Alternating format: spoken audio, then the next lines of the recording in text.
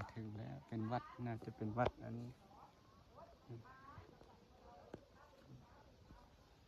วัดเมืองลับแล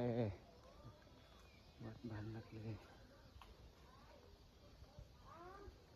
อยู่ข้างในป่าในเขาตัดขาดจากโลกภายนอกไปนี่เข้ามาเสียงตู้เสียงเอ็มบ่มีนะมีแต่เสียงแมงจักจั่นนี่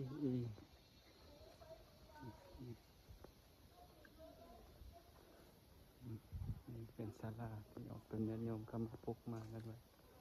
มีแต่ไฟแสงสว่างม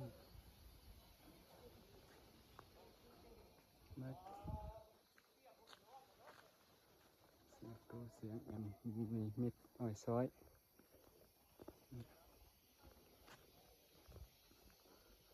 วัดเมืองลับแลนี่คือเป็นโอ้แถวนี้มีเนี่ยโคหรือมีตอนนี้โยมเขาอยู่หรือเปล่าเดี๋ยวไปดูไปเบิ้งพระไงที่เขาเห็นกันตลอด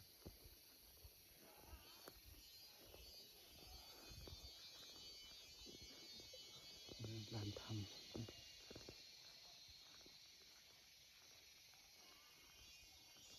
น่าจะอยู่คนในพระไง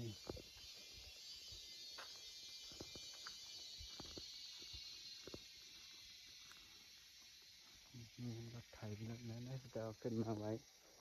อยู่ในป่าในเขา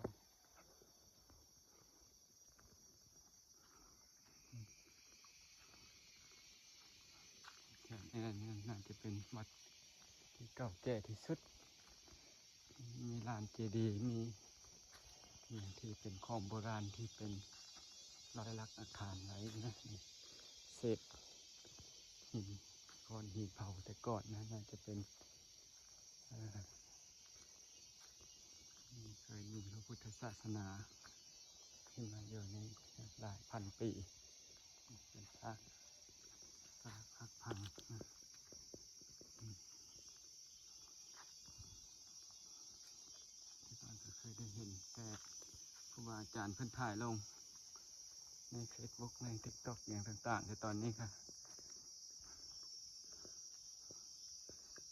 อาตมาก็ได้มาเห็นด้วยตาของตนเองแล้วนะ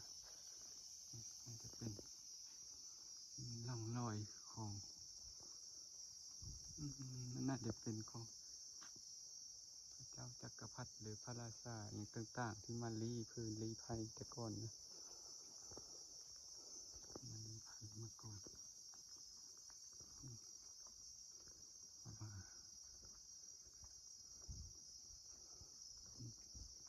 อันนี้คือเป็นสถานที่ที่เรายังได้เห็นได้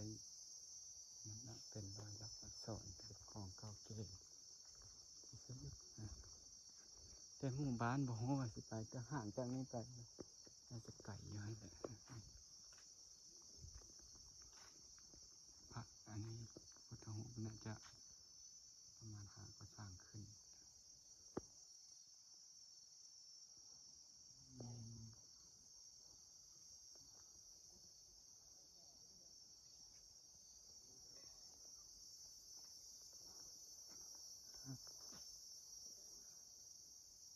ไป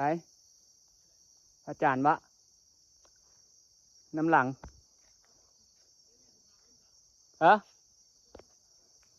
ท้าแต่เพิ่นขาแยกกันน้ำหลังมาไม่ข่าวเมื่อกี้นี่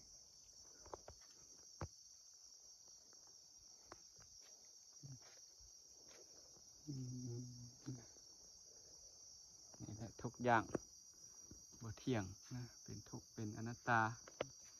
หลายห้อยหลายพันปีสุดท้ายก็